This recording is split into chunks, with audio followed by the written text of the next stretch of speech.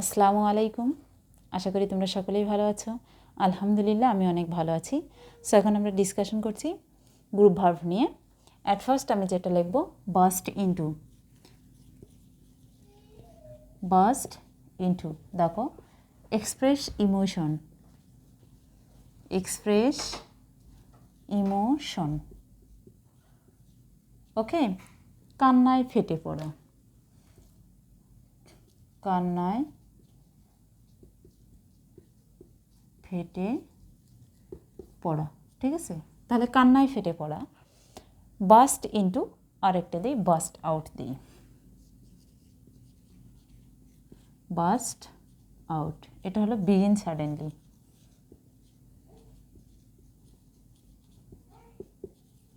এটা হলো হাসিতে ফেটে পড়া আর কি।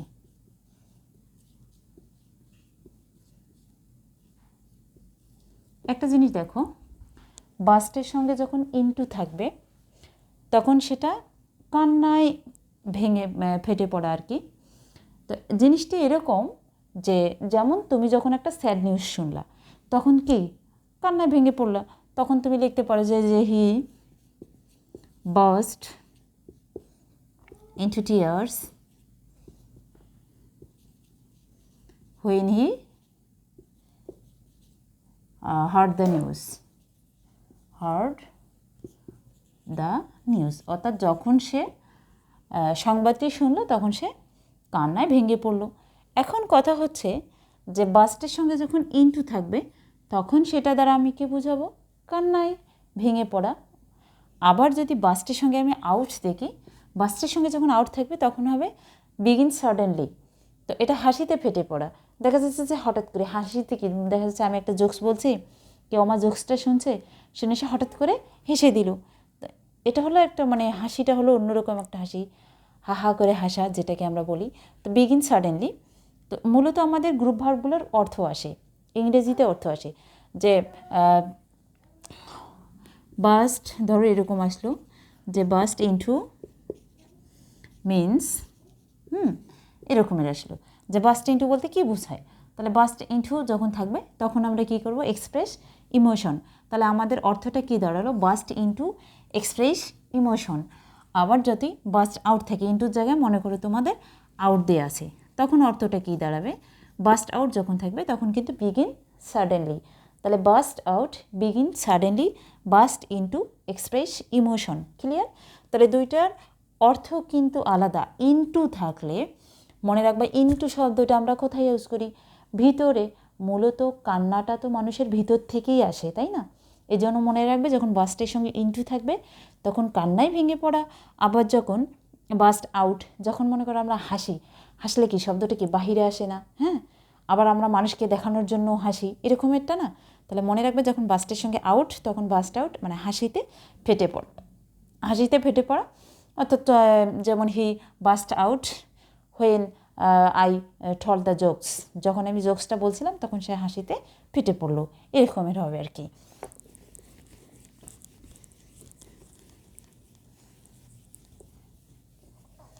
আবার যদি মনে করো আমরা লিখি burst forth, FORTH। Burst forth শব্দটার অর্থ কিন্তু আলাদা। বাস্ট ফোর্থ মিন্স শাউট, অর্থাৎ শাউট হলো হঠাৎ চিৎকার করা। হঠাৎ চিৎকার করা। ক্লিয়ার? তাহলে বাস্টের সঙ্গে যখন আমি ফোর্থ ইউজ করব, burst forth means shout. Shout বলতে তো আমরা বুঝি, বলে না যে ডন্ট শাউট, আমরা ক্লাসে বলি ডন্ট শাউট। তাহলে ডন্ট শাউট চিৎকার করো না, আর শাউট হলো হঠাৎ চিৎকার করা। তাহলে বাস্টের সঙ্গে ফোর্থ মিন্স শাউট, হঠাৎ চিৎকার করা। আবার যখন মনে করো আমরা লিখব বাস্ট আপন। বাস্ট আপন, বাস্ট আপন মিনিং কিন্তু আলাদা। Appear suddenly, appear suddenly. তাহলে অ্যাপিয়ার সাডেনলিতে হলো এরকম যে হঠাৎ উপস্থিত হওয়া। তাহলে অ্যাপিয়ার মিন্স উপস্থিত হওয়া, আর সাডেনলি মিন্স হঠাৎ। তাহলে হঠাৎ উপস্থিত হওয়া, ঠিক আছে? হঠাৎ উপস্থিত হওয়া। দেখো, তাহলে বাস্ট অ্যাপিয়ার, বাস্ট আপন। মনে রাখবো আমাদের আপন জনেরা যদি হঠাৎ করে অ্যাপিয়ার হয় তখন কিন্তু আমরা খুশি হই, তাই না? তাহলে বাস্ট আপন মনে রাখবো আপনজনেরা হঠাৎ করেই অ্যাপিয়ার হয়, তাহলে অ্যাপিয়ার সাডেনলি।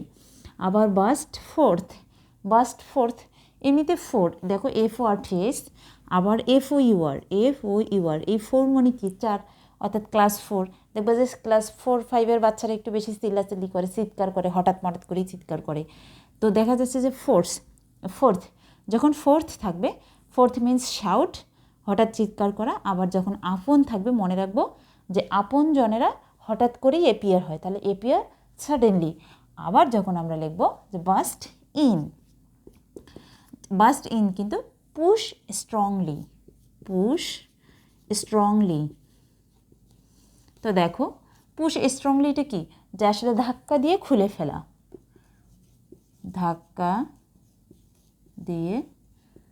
ফেলা, তো এটা হলো তোমাদের পুশ স্ট্রংলি।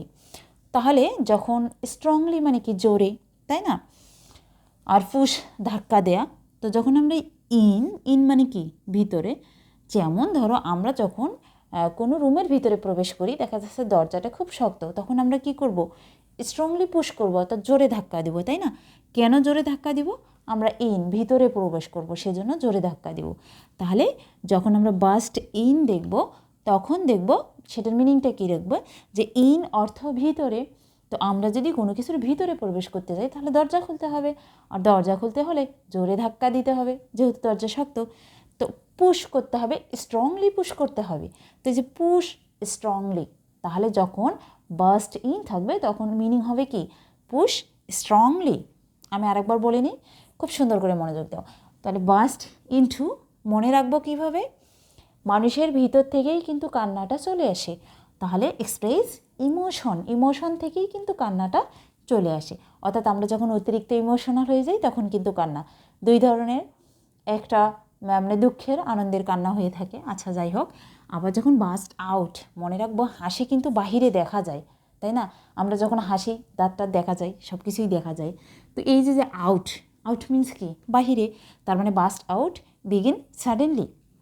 আবার যখন বাস্ট ফোর্থ মনে রাখবো, 4-এর বাচ্চারা বেশি চিল্লাচিল্লি করে, তার মানে তারা শাউট করে বেশি, তাহলে বাস্ট ফোর্থ মিন্স শাউট, অর্থাৎ হঠাৎ চিৎকার করা। আবার যখন বাস্ট আপন মনে রাখবো, আমাদের আপনজনেরা হঠাৎ করে অ্যাপিয়ার হয়, তখন আমরা খুশি হই, তার মানে অ্যাপিয়ার সাডেনলি। তাহলে বাস্ট আপন মিন্স অ্যাপিয়ার সাডেনলি। আবার যখন বাস্ট ইন থাকবে তখন হবে পুশ স্ট্রংলি।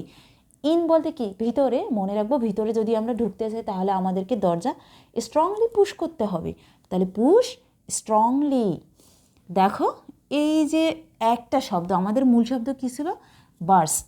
এই বার্স্টের সঙ্গে যখন আমি ইনটু, ইন, আউট, আপন, ফোর্থ আলাদা আলাদা শব্দ অ্যাড করতেছি, তখন কিন্তু আলাদা আলাদা অর্থ প্রকাশ পাচ্ছে। তোমাদের ভার্সিটি এক্সামে বা চাকরির এক্সামে এগুলোর মিনিংটা আসে, ইংলিশ মিনিংটা আসে। যেমন ধরো আসলো the burst forth meaning, what is the meaning of the phrase and idiom, what is the meaning of the group verb burst forth, অথবা এরকম আসলো what is the meaning of burst forth, অথবা আসলো burst forth meaning বা burst forth means, তখন কিন্তু তোমাকে shout শব্দটা মনে রাখতে হবে। দেখো আমাদের কিন্তু এক একটা আলাদা আলাদা শব্দ আছে, তাই না। বা আসলে মনে করো বাস্ট ইন, তখন অর্থটা কি হয়ে যাবে, পুশ স্ট্রংলি। তো এই ছিল আজকে আমাদের ভিডিও গ্রুপ ভার্বসের ওপর। তো নেক্সটে গ্রুপ ভার্বসের ওপর আরও ভিডিও করব। তবে তোমাদের গ্রুপ ভার্বসগুলো তোমাদের জন্য খুবই ইম্পর্টেন্ট, কেননা এগুলো তোমাদের ভার্সিটি অ্যাডমিশন প্লাস জব পরীক্ষাগুলোতেও এসে থাকে। সো এগুলো খুব ভালো করে দেখবে, এবং তোমরা যারা ইউটিউব চ্যানেলে দেখছো সেগুলো ভালো করে লাইক দিবা, একটু কমেন্টস করবা, সুন্দর ভালো লাগবে আর কি। নেক্সটে তাহলে আরও সুন্দর ভিডিও তোমাদেরকে আমি গিফট করতে পারবো। সো দেখা হচ্ছে নতুন ভিডিওতে। Good bye.